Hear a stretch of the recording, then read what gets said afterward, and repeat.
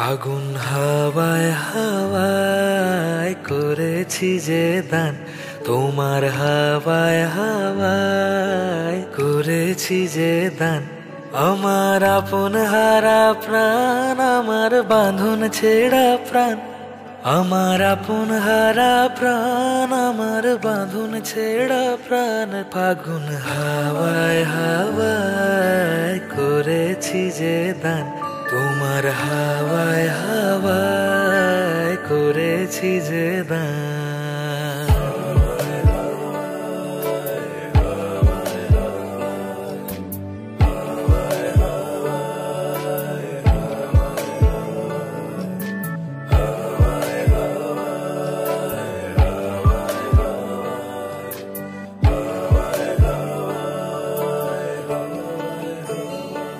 তোমার অশোকে কিংসুকে অলক্ষ রং লাগলো আমার অকারণের সুখে। তোমার অশোকে কিংসুকে অলক্ষ রং লাগলো আমার অকারণের সুখে। তোমার ঝড়ের দোলে মুড়মুড়িয়া উঠে আমার দুঃখ রাতের গান। ফাগুন হাওয়ায় হাওয়ায় করেছি যে দান, তোমার হাওয়ায় হাওয়ায় করেছি যে দান।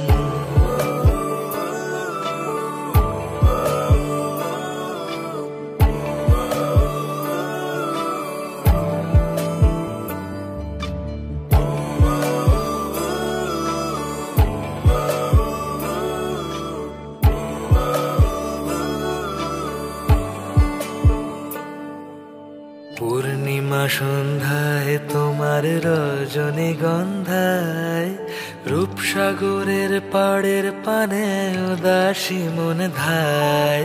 পূর্ণিমা সন্ধ্যায় তোমার রজনীগন্ধায়, রূপসাগরের পাড়ের পানে উদাসী মন ধায়।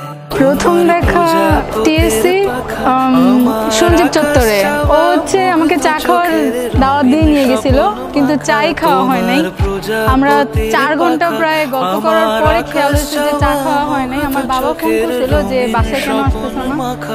তারপরে আমরা 1 কাপ চা খেয়ে আসছি। এইভাবে 1 কাপ চা খাওয়ায় ফার্স্ট ডেট চালায় দেওয়া। আমাদের গল্প করতে করতে সময়ের খেয়াল ছিল না। 4 ঘন্টা ও আমাকে নতুন একটা উপন্যাস লিখতে চায়, সেই উপন্যাসের প্লট শুনিয়েছিল। আসলে সে বাসা থেকে প্লট এতটুকু নিয়ে আসছিল, আমরা একসাথে গল্প করতে করতে ডেভেলপ করে এটা অনেক বড় বানাই ফেলছি। সে এন্ডিংটা একরকম চিন্তা করে আসছিল, কিন্তু আমার ওই এন্ডিংটা পছন্দ হয় নাই দেখে অন দ্য স্পট সে এন্ডিংটা চেঞ্জ করে ফেলছে। এগুলো সবই হচ্ছে ফ্লার্টিং এর। না আমি না, ওর উপন্যাসের নায়িকাটার নাম ছিল মায়া। মায়া, হ্যাঁ মায়াই ছিল। না এটা একসাথে অনেকগুলো জনরা কভার করে। এটা psychological thriller and also romcom সব মিলে আর কি। তো উপন্যাসটা সে এখনও লেখে নাই, এবং এটার সাথে হচ্ছে সে কানেক্ট করতো হিন্দু মাইথোলজির একটা স্টোরি, মহামায়ার স্টোরি, এবং এই কারণে ওর উপন্যাসের নায়িকার নাম ছিল মহামায়া, সংক্ষেপে মায়া। আর তার উপন্যাসের নায়কের নাম ছিল মধুসূদন। তো আমার মনে হচ্ছিল মধুসূদনটা সে নিজের সাথে রিলেট করে লিখছিল, কিন্তু মহামায়ার তখনও খোঁজ বাকি ছিল না। আসলে স্টোরি খুবই সিম্পল। সেটা হচ্ছে তখন তো লকডাউন ছিল, তো সবাই হচ্ছে ঘরের মধ্যে বোর। তো তখন ওই টাইমে একদিন টিএসসিতে দেখা করতে বললো, আমিও গেলাম। তারপরে পরের দিন আবার গেলাম। তারপর দিন থেকে লকডাউন শুরু হয়ে গেছিলো। তার পরের মাসে আমি নতুন জব শুরু করছি। তখন ইন্টারভিউ যেদিন দিতে গেছিলাম ওই দিনও দেখা হয়েছে। জাস্ট এই, বাকিটা ইতিহাস।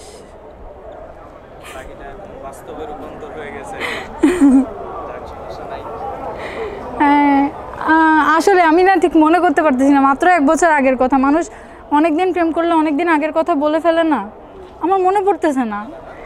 আমার ক্লোজ ফ্রেন্ডরা সবাই জানছে হচ্ছে এই বিয়ে ঠিক হওয়ার পরে। এর আগে কাউকেই তেমন কিছু বলি নাই, শুধু ওই এলএলএম ভাইবার দিন হচ্ছে ও গেছিল, তখন কয়েকটা ফ্রেন্ড দেখছিল। তো ওর সাথে আমার পরিচয়ের গল্পটা ইন্টারেস্টিং। ইন্টারেস্টিং বলতে আমি তো ফেসবুক অনেক ইউজ করি, ও অনেক ফেসবুক ইউজ করে। তো ফেসবুকে আমি একবার একটা স্ট্যাটাস দিয়েছিলাম যে মানে তখন আমি সিঙ্গেল ছিলাম আর কি, সিঙ্গেল ছিলাম এবং খুবই হতাশ ছিলাম লাইফ নিয়ে। তো ওই সময় আমি একটা স্ট্যাটাস দিয়েছিলাম যে মানে বাংলাদেশে হিন্দুই আছে 8%, তার মধ্যে আমার রেঞ্জে আছে 4%, তার মধ্যে বিয়ে করবে না বিসিএস না হইলে বা রাজনীতি করলে বিয়ে করবে না হ্যান ত্যান এইসব বাদ দিয়ে আছে 2%, বা বাকি 2% যারা আছে তার মধ্যে অনেকেই দেখা যায় যে অলরেডি প্রেম করছে সিঙ্গেল নেই, বা এইরকম একটা অনেক কিছু মিলে একটা স্ট্যাটাস আর কি, যে আমার কেন ভাগ্য এত খারাপ, কেন আমি প্রেম করতে পারি না। তো ওইখানের মধ্যে ও একটা কমেন্ট করছিল। তো ওই কমেন্টটা দেখে আমি হচ্ছে গিয়ে ওকে রিপ্লাই দিছিলাম যে আচ্ছা, তাহলে তখন আমরা কথা বলা শুরু করলাম আর কি, ওই স্ট্যাটাসটার উপর বেস করেই আর কি। তো আমার এখন মনে হয় যে ওটা আমার সবচেয়ে লাকি স্ট্যাটাস আর কি, কারণ ওইটা না হলে আমার কখনো ওর সাথে দেখা হইতো না, ওর সাথে কথা হইতো না। এই জন্যই বলি অপরিচিত ছেলেদের স্ট্যাটাসে কোনোদিন কমেন্ট করবেন না। আমি একজনেরটাই করছিলাম। হ্যাঁ, এখন সে অত্যন্ত সুখে শান্তিতে জীবন অতিবাহিত করবে। যাই হোক, তো এরপরে আমরা কথাবার্তা বললাম, কথাবার্তা হইতে হইতে আমাদের মধ্যে আলোচনা হইলো যে আমরা একদিন দেখা করি। তো দেখা করার জন্য টিএসসির কথা বললাম। তো টিএসসিতে আমরা প্রথম দেখা করলাম রাজু ভাস্কর্যের সামনে। তো ওইখানে দেখা হওয়ার পরে আমি ওই যে মানে চাচ্ছিলাম যে কীভাবে করে আমি আমার ভিতরে কথাগুলো ওকে বলতে পারি। প্রথম ওকে দেখেই আমার কাছে মনে হয়েছিল যে আমার ভিতরে যে একটা বিক্ষুব্ধ সত্তা, যে আমার কোনো আশ্রয় নাই বা আমার কোনো লাইফে স্টেবিলিটি নেই, যাওয়ার কোনো জায়গা নাই, ওই দিনগুলোর এখন একটা অবসান ঘটতে যাচ্ছে। আমার মনে হচ্ছিলো যে আমার যেভাবেই হোক যে এই মেয়েটার কাছাকাছি আসতে হবে। তো আমার মনে হলো যে আমি তো লেখালেখি করি এবং আমি মানে ওর সাথে কথাবার্তা বলে বুঝছি যে ও কবিতা অনেক পছন্দ করে, কবিতা, গল্প, উপন্যাস এগুলো অনেক পছন্দ করে। তো আমি ভাবলাম যে আমি ওকে আমার একটা গল্প বলি, একটা উপন্যাসের প্লট বলি।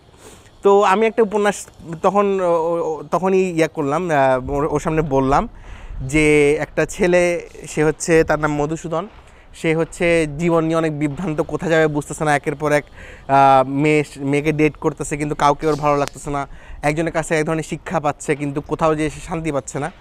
তো শেষে গিয়ে একজনের কাছে গিয়ে ওর এই বিভ্রান্তিটা দূর হয় এবং ও হচ্ছে গিয়ে জীবনে একটা আশ্রয় খুঁজে পায়। তো ওই মেয়েটার নাম হচ্ছে মায়া। তো আমি পরবর্তীতে গিয়ে খুঁজে পাইছি যে আমার জীবনের মায়া হলো অপরাজিতা আর কি। আর ওই দিন ওকে এই গল্পটা বলার পরে ওর কাছে গল্পটা খুব ভালো লাগলো এবং আমাকেও হয়তো ভালো লাগলো কিছুটা, আমি সেটা আশা করে নিছি তখনই। তো তার পরের দিনই আমরা আবার দেখা করবো বলে প্ল্যান করলাম, পরের দিন আবার দেখা করলাম। তো ওই দিনও আমি আসার সময় একটা গল্প প্ল্যান করে নিয়ে আসি যে ওই দিন আমার একটা গল্প বলবো। তো ওই দিন একটা গল্প বললাম যে একটা ছেলে, সে আমার মতোই তরুণ, সাংবাদিকতা করে, একটা পত্রিকায় কাজ করে, সেই পত্রিকায় তাকে দিয়ে রাশিফল লেখানো হয় আর কি। তো সেই রাশিফলের মধ্যে সে এমনভাবে রাশিফল লেখে যে তার একজন পছন্দের মেয়ে আছে, তার পাশের বাসায় থাকে। তো সেই মেয়েটাকে উদ্দেশ্য করে সে রাশিফল লেখে যাতে করে ওদের দুজনের পথ এক হয়ে যায় আর কি।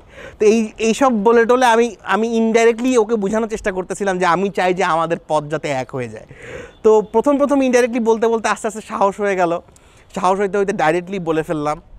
তো তারপরে মোটামুটি মানে সরাসরি বলার পরেও আমাদের মধ্যে কিছুটা দ্বিধা কাজ করতেছিল, কিছুটা প্রথমই তো হঠাৎ করে বলে ফেলা। তো এরপরে আমি একটু অসুস্থ হয়ে যাই, কিছুদিন হাসপাতালে ছিলাম। তো তারপরে হাসপাতালে যখন ছিলাম তখন ও আমার জন্য প্রচুর টেনশন করছে, প্রচুর খোঁজ খবর নিছে, আমার ফেসবুকে প্রচুর মেসেজ দিছে, কল করছে, কিন্তু কোনোভাবেই আমাকে পায় নাই। ও অনেক দিশাহারা হয়ে গেছে। ওই টাইমটাতেই আমার মনে হয় ও রিয়েলাইজ করছে যে ও আমাকে আসলে কতটা ভিতর থেকে চায়। আর আমিও যে সময়টাতে একা ছিলাম, আমার সাথে ফোনের কোনো যোগাযোগ ছিল না, আমি পুরোপুরি একা ছিলাম হাসপাতালে। তো তখন আমি ফিল করছি যে আমার আসলে লাইফে একজন জীবনসঙ্গিনী দরকার এবং আমার এই জীবনসঙ্গিনীর জায়গাটাতে অপরাজিতাই সবচেয়ে পারফেক্ট। তো ওই সময়টাতে আমি ওকে সবচেয়ে বেশি মিস করছি। তো ওখান থেকে বের হয়ে আমি ওর সাথে দেখা করছি, দেখা করে বলছি যে দেখো, আমার জীবনে একটা নিশ্চয়তার জায়গা, আশ্রয়ের জায়গা, স্বস্তির জায়গা, শান্তির জায়গা প্রয়োজন। এবং ওই হাসপাতাল থেকে বের হয়ে অপরাজিতার যে কেয়ার, যে ভালোবাসা, সেটা আমি যখন অনুভব করতে পারলাম তখন আমার মনে হলো যে ওইটার জন্য মানে আমি যে জিনিসটা খুঁজতেছিলাম ওটা তার মাঝেই সবচেয়ে বেশি আছে। তো তারপরেই আমি আমার মানে ভালোবাসার মানুষকে আমার কাছে পেয়ে গেলাম, আমার জীবনের সবচেয়ে বড় ইচ্ছাটা পূরণ হলো। আর সেটার পূর্ণতা হিসেবে আমাদের আজ বিয়ে হচ্ছে। তো আশা করি আমাদের এই পথ চলার গল্প সবার কাছে ভালো লাগবে। আর আমাদের এই আগামী দিনের পথ চলা আরও যে অনন্তকাল আমাদের একসাথে পাড়ি দেওয়ার আছে, সেই সময়টাতে আমাদের সকলের শুভাশিস, আশীর্বাদ, দোয়া সবার আমাদের সাথে রাখবেন, যাতে করে আমরা ভবিষ্যতে সুখে থাকতে পারি। তা আমি আশা করি ও খুব তাড়াতাড়ি উপন্যাসটা শেষ করবে। আমি ওয়েট করতেছি প্রুফ রিড করার। পরের জন্মে বয়স যখন 16ই সঠিক, আমরা তখন প্রেমে পড়ব, মনে থাকবে? বুকের মধ্যে মস্ত বড় ছাদ থাকবে, শীতল পাটি বিছিয়ে দেব, সন্ধে হলে বসবো দুজন, একটা দুটো খসবে তারা, হঠাৎ তোমার চোখের পাতায় তারার চোখের জল গড়াবে, কান্ত কবির গান গাইবে, তখন আমি চুপটি করে দু চোখ ভরে থাকবো যে, মনে থাকবে?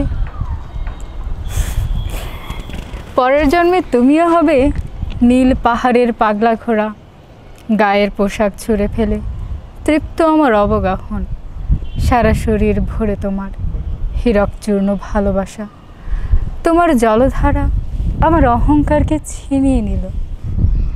আমার অনেক কথা ছিল, এ জন্মে তা যায় না বলা, বুকে অনেক শব্দ ছিল, সাজিয়ে গুছিয়ে তবুও ঠিক কাব্য করে বলা গেল না।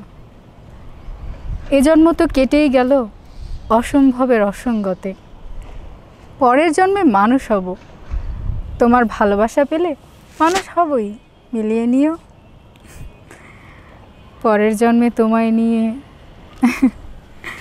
বলতে ভীষণ লজ্জা করছে, ভীষণ ভীষণ লজ্জা করছে। পরের জন্মে তোমায় নিয়ে মনে থাকবে? বলো। থাকবে।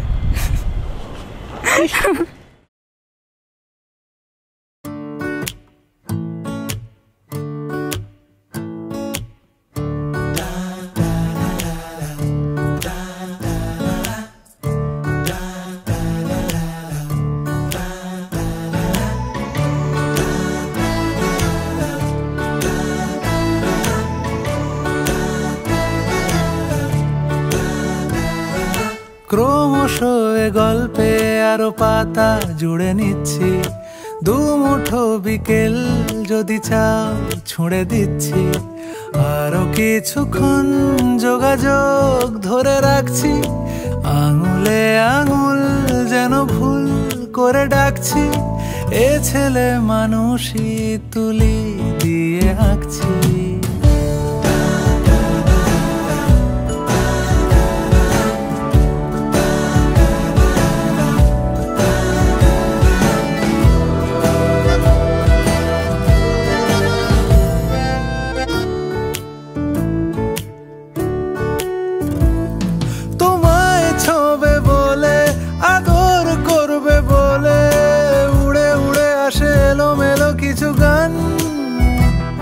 ডেকে যায় তোমার আঁচল ধরে,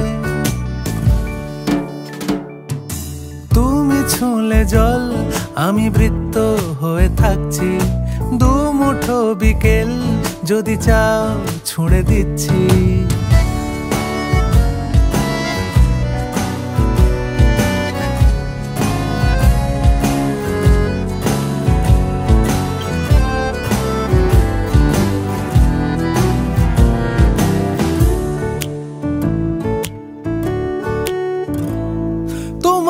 নিশানাতে আমার হাওয়াতে উড়ে উড়ে আসে গুঁড়ো গুঁড়ো কিছু নীল, ঢেকে যায় তোমার আকাশ জুড়ে।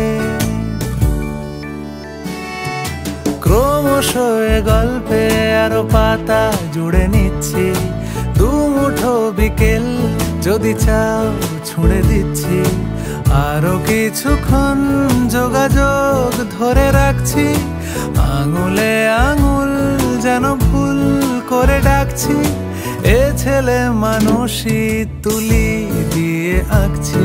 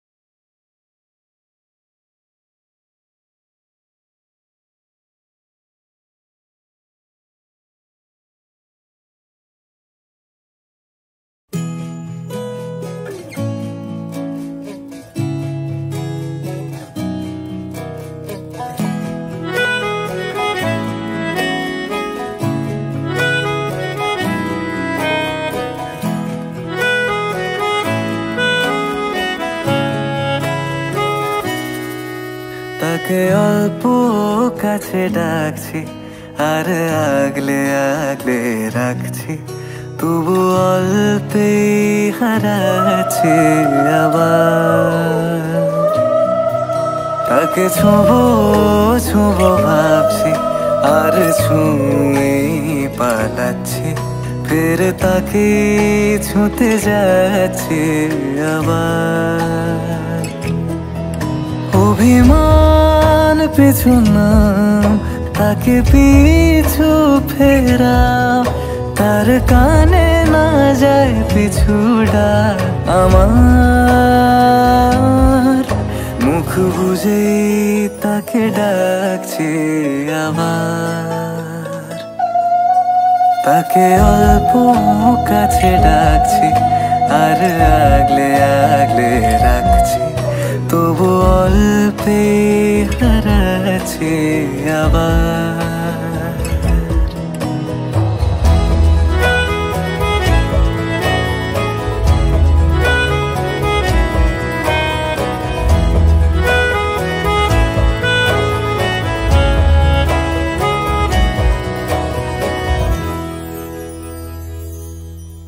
ফাঁকা বুক চেনা সুখ জানি ঘুম সে ভাঙাবে, ফাঁকা বুক চেনা সুখ জানি ঘুম সে ভাঙাবে। ভেজা মন বলি শোন, রাত ভোর জাগতে নেই, মুখ চোরা ডাক তাকে ঘুম পাড়াক এবার। তাকে ছুঁয়ে স্বপ্ন বুনছি আবার।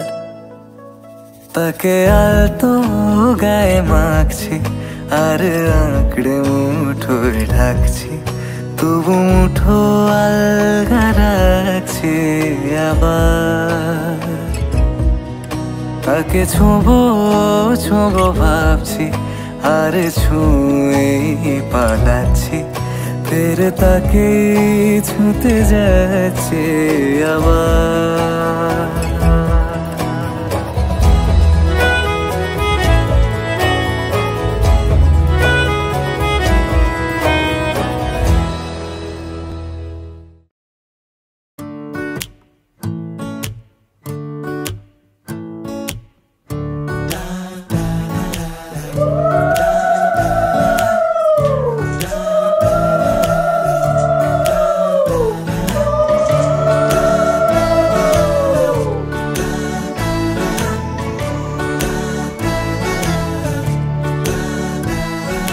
ক্রমশ এ গল্পে আরো পাতা জুড়ে নিচ্ছি, দু মুঠো বিকেল যদি চাও ছুঁড়ে দিচ্ছি। আরো কিছুক্ষণ যোগাযোগ ধরে রাখছি, আঙুলে আঙুল যেন ভুল করে ডাকছি। এ ছেলে মানুষই তুলি দিয়ে আঁকছি।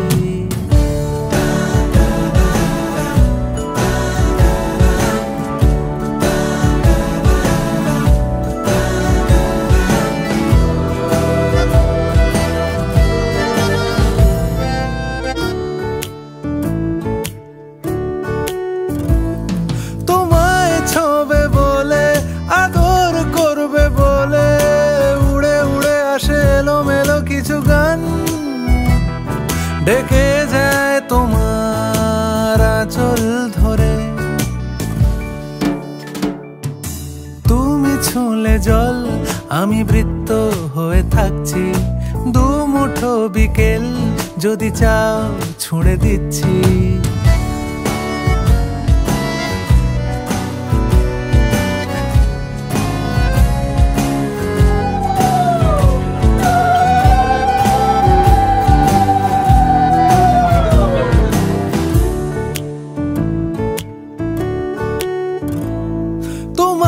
নিশানাতে আমার হাওয়াতে উড়ে উড়ে আসে গুঁড়ো গুঁড়ো কিছু নীল, ঢেকে যায় তোমার আকাশ জুড়ে। ক্রমশ এ গল্পে আরো পাতা জুড়ে নিচ্ছি, বিকেল যদি চাও ছুঁড়ে দিচ্ছি, আরো কিছুক্ষণ যোগাযোগ ধরে রাখছি, আঙুলে আঙুল যেন ভুল করে ডাকছি, এ ছেলে মানুষই তুলি দিয়ে আঁকছি।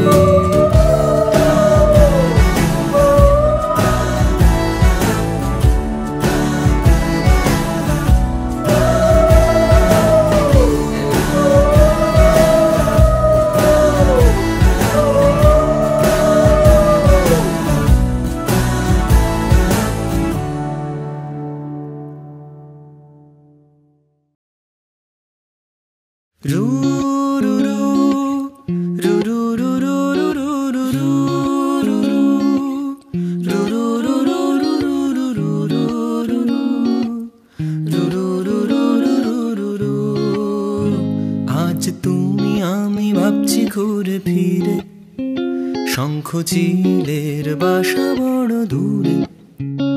আজ তুমি আমি ভাবছি ঘুরে ফিরে, শঙ্খ চিলের বাসা বড় দূরে। আমি সোনার কাঠির ঠিকানা কি জানি, আমি সোনার কাঠির ঠিকানা কি জানি, তোমার আঙুল ছুতেই হঠাৎ শিরশিরানি। আমি শীতে দুপুরে খুঁজেছি অনেক ডানা, তুমি টাঙিয়ে রেখো রোদের শামিয়ানা। আর পর্ণ মুছি দুঃখগুলো ডালে ডালে, আজ কাঁপছে ঝরে পড়ার তালে তালে। আমি শীতে দুপুরে খুঁজেছি অনেক ডানা, তুমি টাঙিয়ে রেখো রোদের শামিয়ানা। আর পর্ণ মুছি দুঃখগুলো ডালে ডালে, আজ কাঁপছে ঝরে পড়ার তালে তালে। তুমি নতুন জরির সুতোয় আমায় বাঁধো, জানি নদীর জলে আয়না ভেবে ভেবে কাঁদো।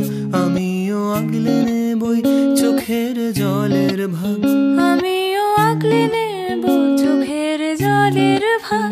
তোমার হাতের মুঠোয় স্পর্শ কাতর দাগ।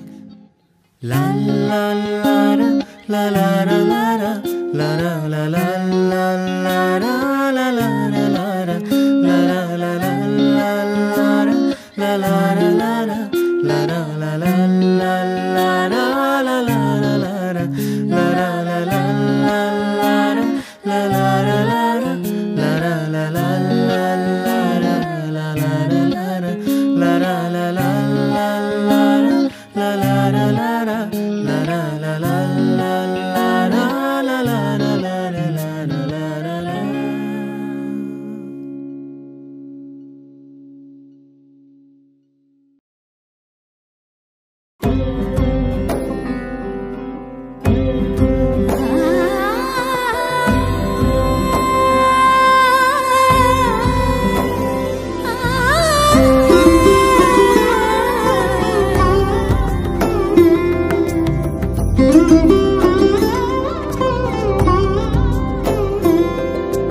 সমারোহে এসো হে পরম তর সুন্দর, এসো হে। সমারোহে এসো হে পরমতর সুন্দর, এসো হে। ঝনক ঝঙ্কারে উড়ায় শঙ্কর, কমেছে দুয়ার দেরি নাহি আর। এসো হে স্বয়ং পরম, এসো এসো সুন্দর, এসো হে। সমারোহে এসো হে পরমতর সুন্দর, এসো হে।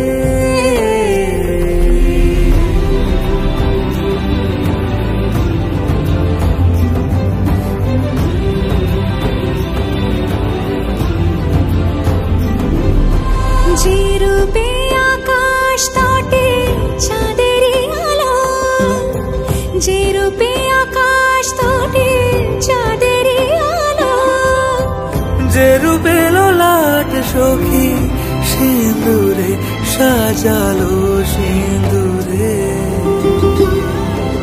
সে রূপ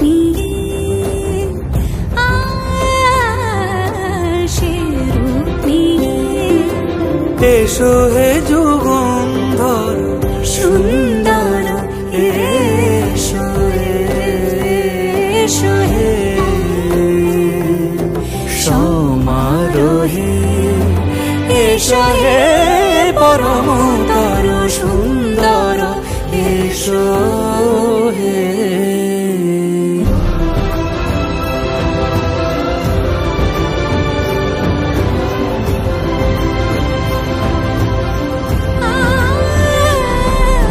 যে পথে সকাল সাজে ফুলের সুবাস, যে পথে সকাল সাজে ফুলের সুবাস, যে পথে বিরহ মিছে প্রেমেরই প্রেমেরই অবকাশ, সে পথ হয়ে ও সে পথ হয়ে এসো হে মনোহর সুন্দর, এসো সুন্দর এসো হে। সমারোহে এসো হে পরমতর সুন্দর এসো হে।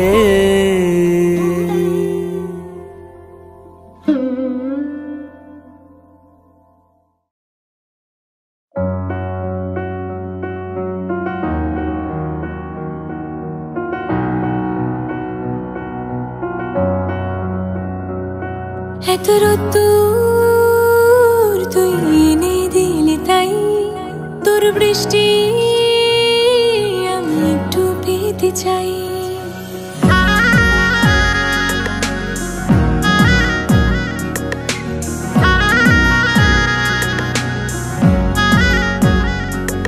এত রোদ্দুর তুই এনে দিলি তাই, তোর বৃষ্টি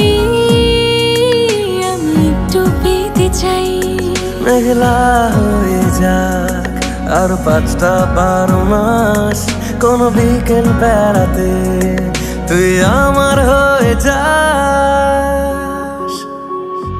শুধু তুই আর চাইছি না কিছুই, শুধু তুই আর চাইছি না কিছুই, শুধু তুই আর চাইছি না কিছুই, শুধু তুই আর চাইছি না কিছুই।